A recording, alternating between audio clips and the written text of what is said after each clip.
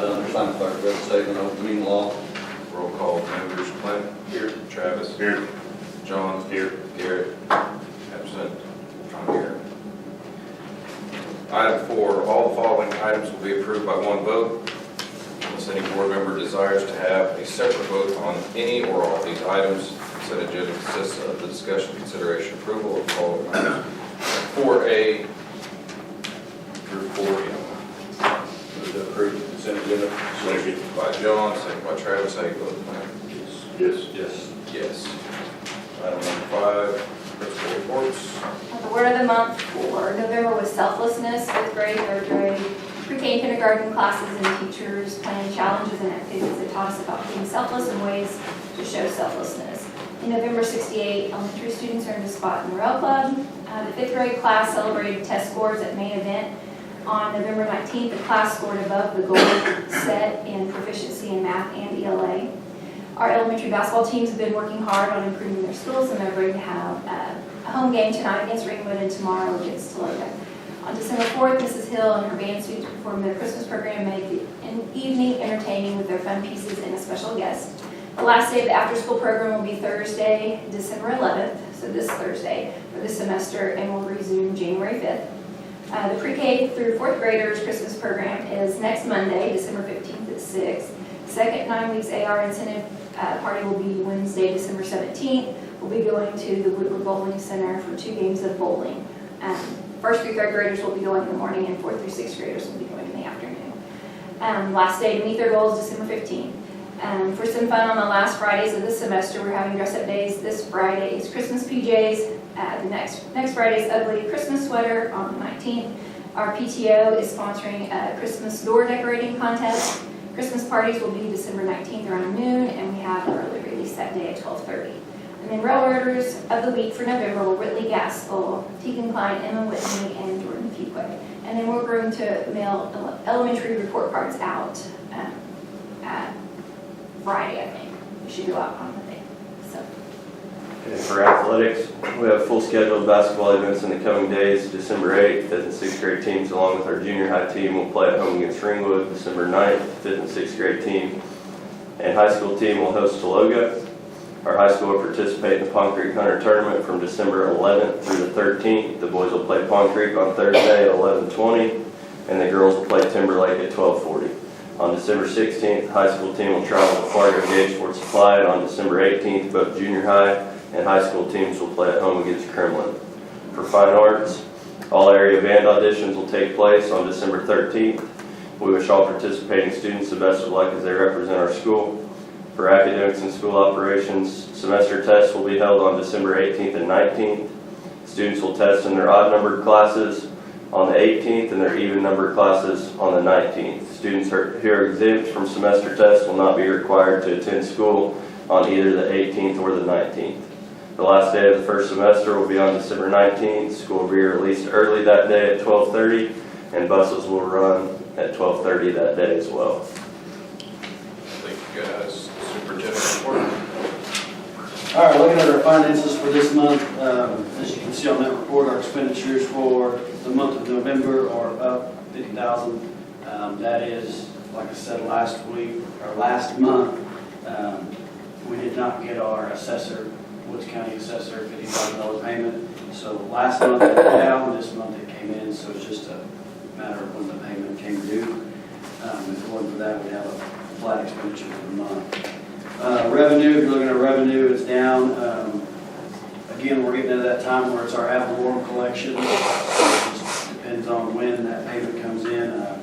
As far as our ad valorem collection for this month, it's $50,000 less than it was the previous year. So that's kind of where our revenue comes from there. Still expect to get that money. It just depends on when it's getting paid. Fund balance is still strong in our general fund right now. Looking at our building fund, our expenditures are slightly down. The expenditure we have in there is the softball field, fencing and supplies. As you can see, we're doing the work around there. Getting closer to being done. Revenue was slightly down. Again, this is again due to collections on ad valorem. All right, looking at our child nutrition.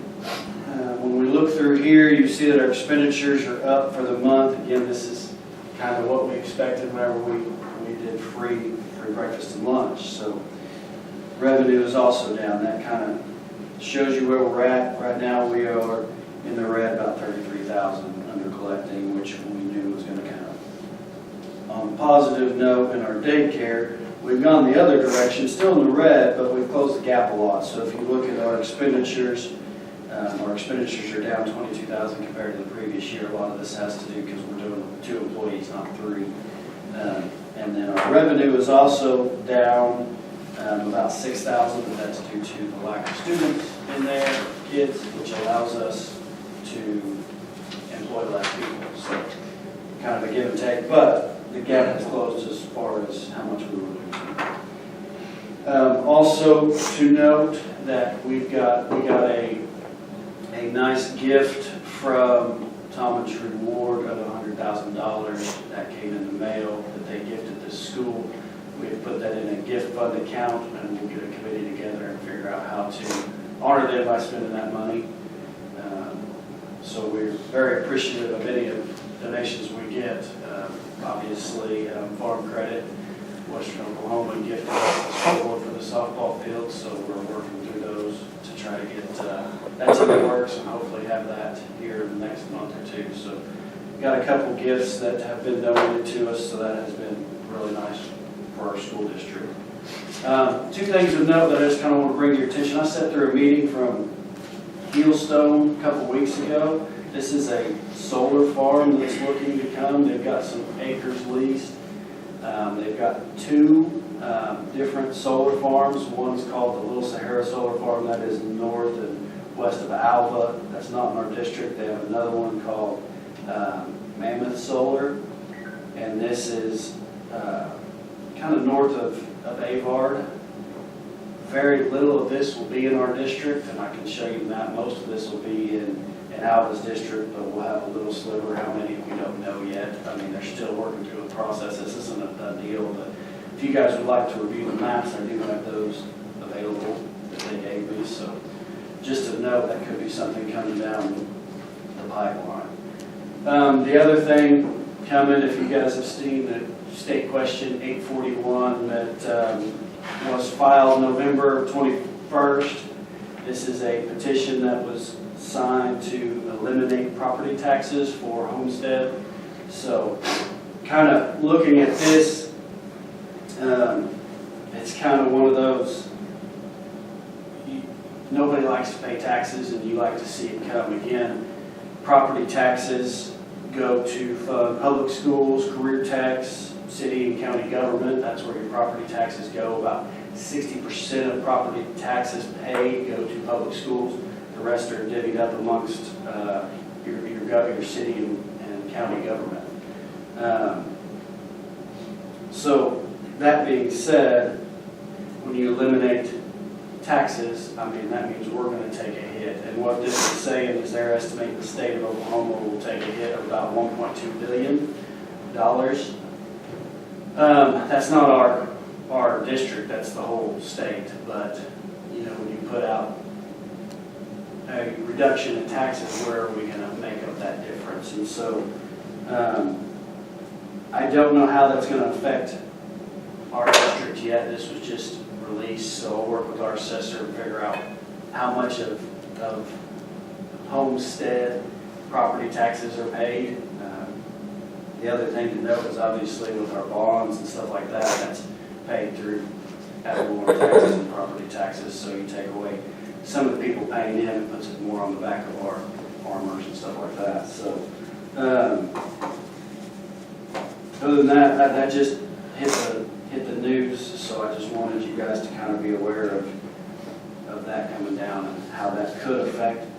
And it's one of those, nobody likes to pay taxes, but property taxes are the one thing that kind of stays in our county, in our school system, and so that's what helps fund what we do here.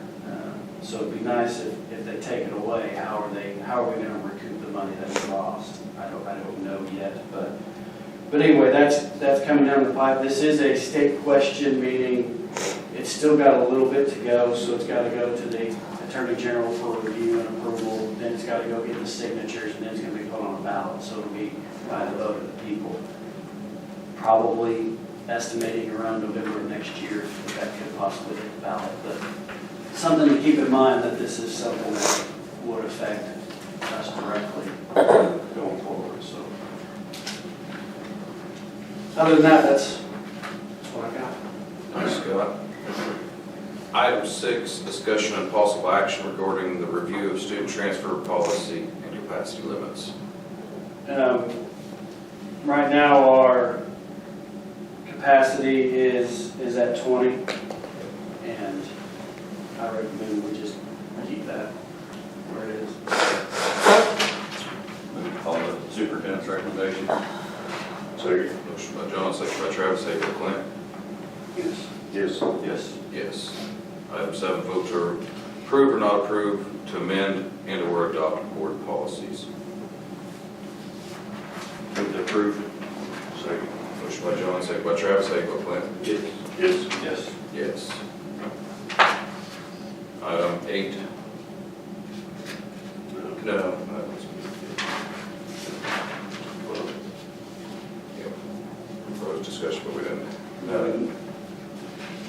Executive session, that's all we can need. Yeah, I don't need, you guys need anything?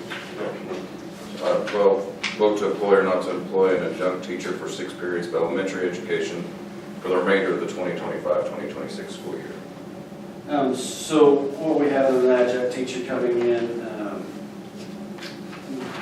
recommending that we hire Caitlin Wetherill, pending background check. We're still waiting for that to come in, but it should start in January when we come back from Christmas break.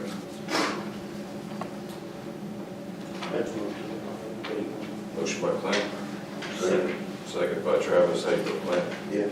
Yes. Yes. Yes. Any new business? I have no new business. Move to adjourn. Motion by John, second by Travis, second by Clint.